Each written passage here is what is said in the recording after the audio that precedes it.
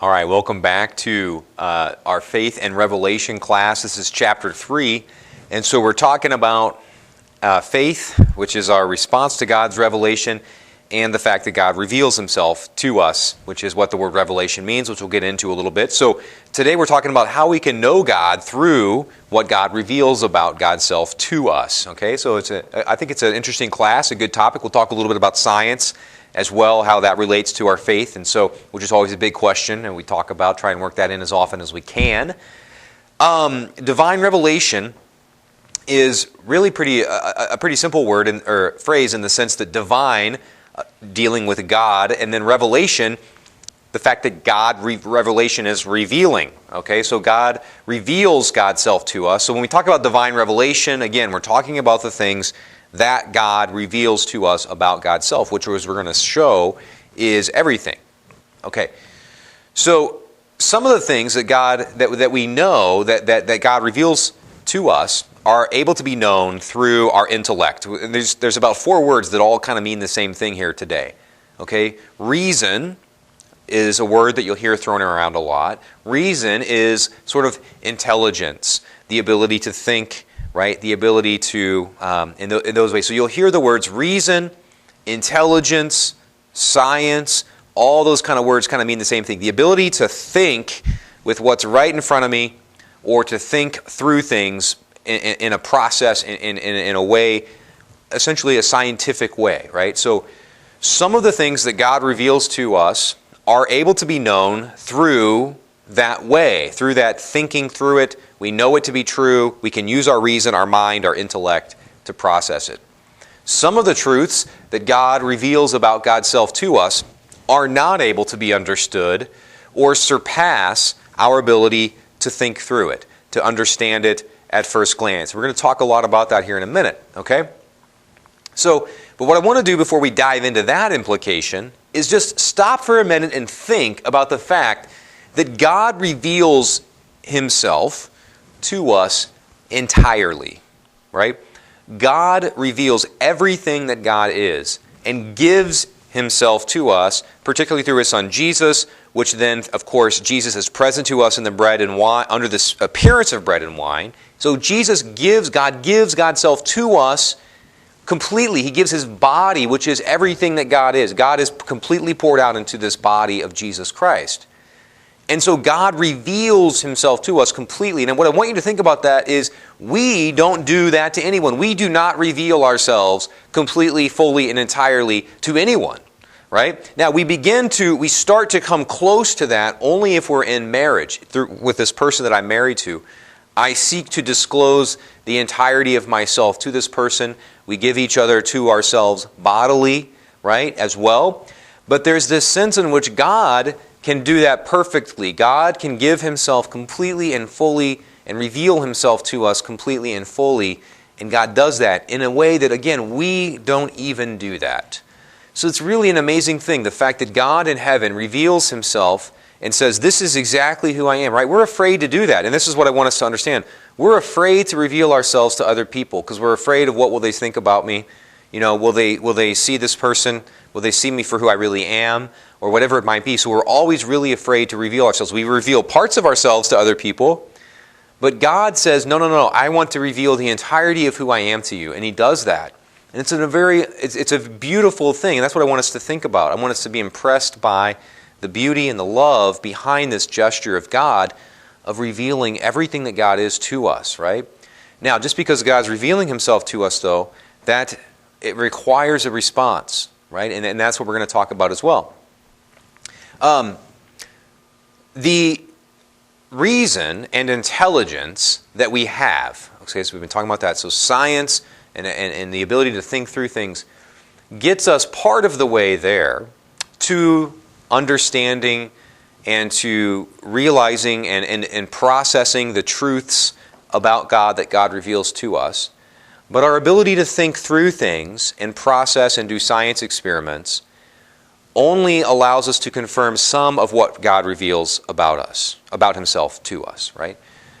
So we see that in lots of cultures prior to Christ and even now that don't understand or don't believe in the God that has revealed himself to us, we see lots of crazy things kind of creeping in. There's an understanding that there's a God, right? But you see things like human sacrifices, right? You see polytheism, so they think they start to realize or use their mind to recognize there is a God, but maybe there's a lot of them, okay? You see things like infanticide, cultures that are believing that there's gods or a God, but typically gods, typically polytheistic, but anyway, so they believe there's a God or gods, but they kill their children, okay? They kill their children in infanticide. So obviously there are a lot of cultures that their intelligence tells them and tells us as human beings there is a God, right? Where there is a power, and so we can get part of the way there, but we don't get very far without God fully revealing Himself to us through His Son Jesus, right? And so God has to reveal Himself so that we know everything about Him. And that happens, and so what happens is then that faith is our response to what God has revealed Himself to us. We have to say, I believe in that. That's what faith is. Faith is a response. God is pouring Himself out completely and saying, this is who I am. Right? I want to be with you in prayer. I want you to serve me in the poor. I want you to come to church on Sundays and holy days. I want you to be a person who knows my Blessed Mother. I want you to be a person who receives my Son in the Eucharist. All these things that God is saying to us. God the Father, God the Son, God the Holy Spirit. Faith is a response to say, as we hear in the Catechism, faith is the theological virtue by which we believe in God and believe all that He has said and has revealed to us. So faith is essentially us saying, I believe that God is telling the truth. I believe that what God has revealed to me is the truth. I believe that this God is not lying, that this God, everything that this God has said, everything that this God has said is true, and I believe that. That's what faith is. It is a virtue. It comes from us, but we have to, it's essentially us seeing this is what God is saying about God's self, and I believe that that's true. Okay? So this is going to be the tension here between faith and reason. Reason gets me part of the way there, but it takes faith ultimately to say, I believe in all those things that God reveals, because not all of them can be proved to be true with my reason and my intelligence. Okay. Now, so some people think, some people think that faith and reason are at war with each other, or reason goes here and then faith takes off. But John Paul II, St. John Paul II, wrote a very important letter called Faith and Reason. Okay, that was the name of the letter. And it's a beautiful, beautiful letter. It's hugely important, very smart, very intelligent, very awesome. I hope someday you sit down and read it. But it's on faith and reason. And he makes the point, the whole point of the letter, the entire letter, and it's probably 80 pages. It's a very long letter. It's very beautiful writing of his. He says this at the very beginning, faith and reason, so my response to God that requires faith, but also my intelligence, that I'm able, my science, the ability to test things and use logic, are like two wings on which the human spirit rises to contemplation of truth. Two wings. I need faith and reason. All right, I need both wings. If I just have one wing, if I just have faith, well then I can believe in anything, and I'm not using my intelligence to confirm what I'm believing. If I just have intelligence, but I don't have faith, then I'm not able to grasp and pull into myself those other teachings of God that I can't confirm with science. Okay? So I need both. I need faith and reason, he says, as the two wings that help the human spirit rise to understand truth. And God has placed in the heart the desire to know that, right? In a word, to know Himself. So God desires that we know God, of course.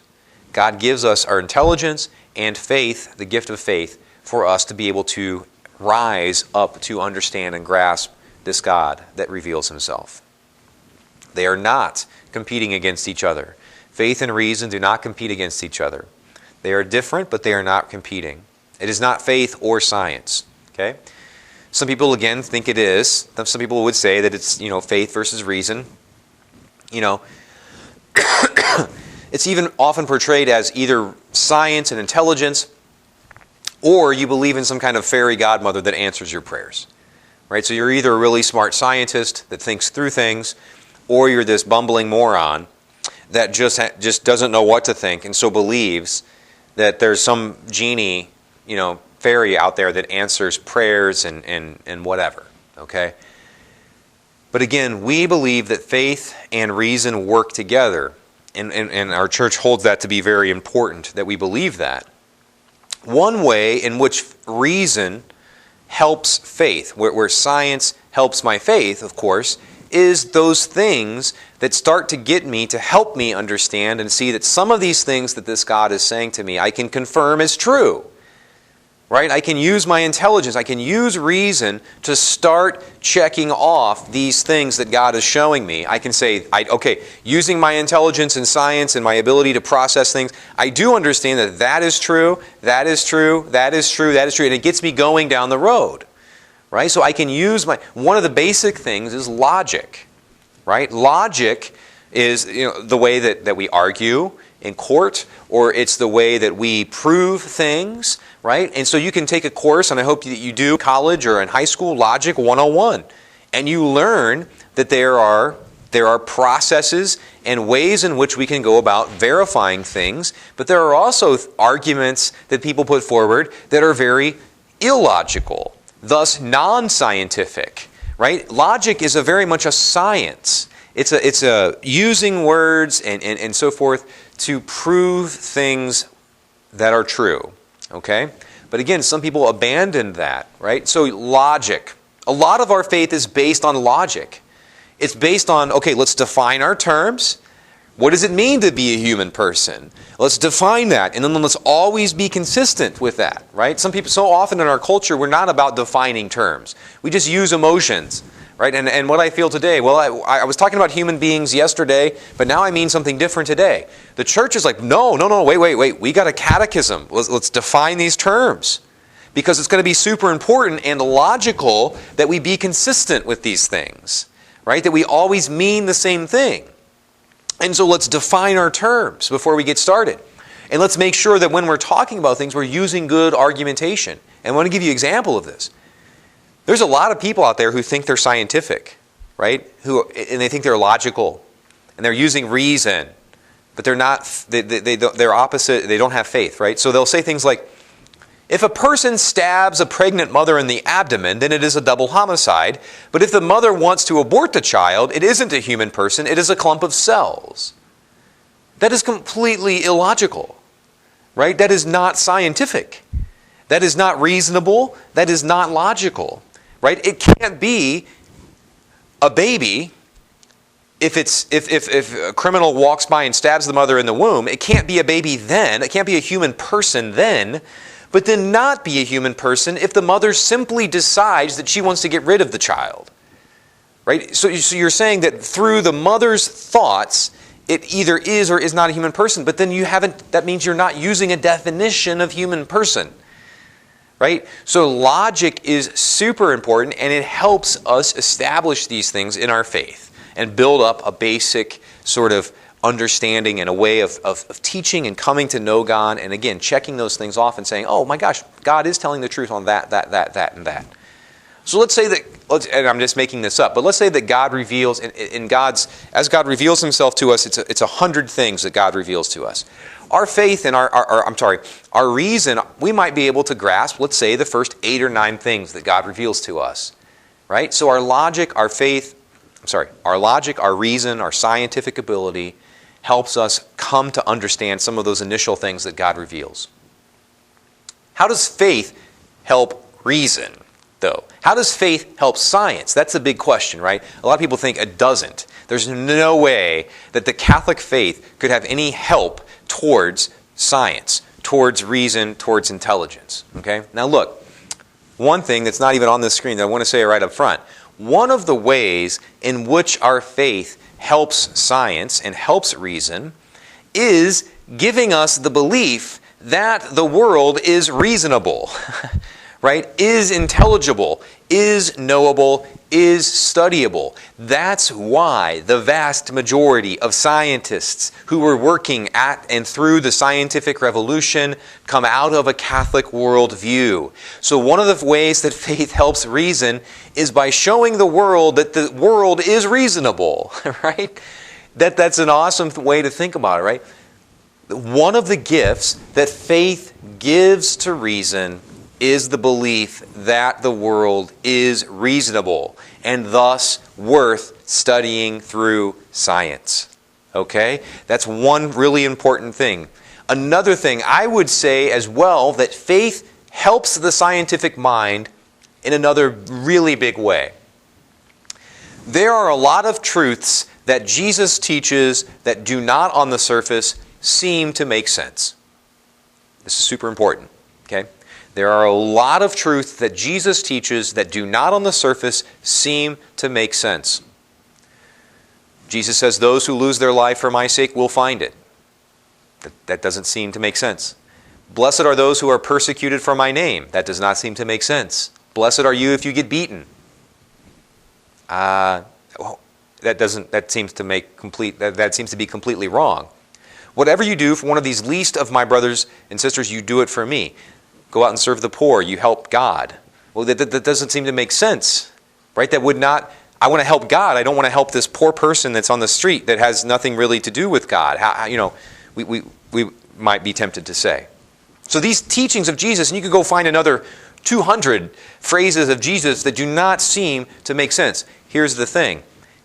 When you have faith and try these things out, what you start to find, your scientific mind, I have a very scientific mind, I think. I was a math major in college. My mathematical mind, which is just the way that my mind is structured to think through things, a sort of scientific approach, what you start to find, your reason, your scientific mind starts to tell you, you're able to confirm that these things are actually true. Right? So if I have faith in God, in Jesus, that God and Jesus are not maniacal liars, that in fact everything that they're saying is true. If I have faith in that, and I'm able to respond and say, I believe you, Lord, even though I don't understand at first, what I start to find is that my scientific mind is able to confirm that, you know what, I did lay down my life, and I have found a great one. Right? I did get persecuted for the name of Christ, but you know what? Scientifically, I'm able to confirm that I found blessing in that. Right? I have helped poor people because I have faith. So I said, yes, Lord, I believe you, that you are not a liar, that you're telling the truth. So I have faith in you, Lord. So I will try this thing where you tell me to go help this poorest person that I could possibly find. I have done that, and guess what? My scientific, logical mind has been expanded to know and is able to confirm that it is true. And so what happens is, having faith that God is telling the truth opens up new worlds of truth. That it allows my reason and my logic to expand, and I begin to see that there are more true things than I thought. Some of these things that don't sound like they could possibly be true together are actually true. So I become more intelligent, right? I become more reasonable. My request that I always make to the most hardened atheist, okay, is try Catholicism for a year and do a science experiment, right? Have faith. Have the first spark of faith. Trust God for a minute that He is actually telling the truth and is not a maniacal liar. Try it for a year. Try to do the things that He says. Go serve some poor people, right? See what happens to you if you are persecuted, right? Give up the things that you want to do. Lay your life down and see if you do not find more happiness and peace and blessing in that. And go through the Gospels and find the other 200 things that Jesus says. Try them and see what happens. Use your scientific mind as you are, and experiment and see if it's true. Have faith and see what happens. And so that's the way in which, another way in which faith really helps science, is it opens up these new avenues and new worlds of truths that are out there that are not immediately understandable to an atheistic, scientific type of mindset. Okay? Our questions for today: if someone asks you, does God reveal Himself to us? And if so, how? Okay, how would you answer that? If someone says, hey, does God reveal Himself to us? What would you, and they want to know how God reveals Himself to us, what would you say to that? Number two, what is the proper response to God revealing himself to us? Number 3, how does reason or intelligence or science help us in our faith? How does using that part of our brain help us in our faith? And number 4, how does faith help us come to understand more? How does faith help our reason, our intelligence, our scientific minds? Okay? So those are the 4 questions that we have for today. That's all we have for our class today. I hope and pray that you're doing well. Please call me or let me know if I can ever help you in any way, and know of my prayers for you always. I hope and pray that you have a great week. God bless.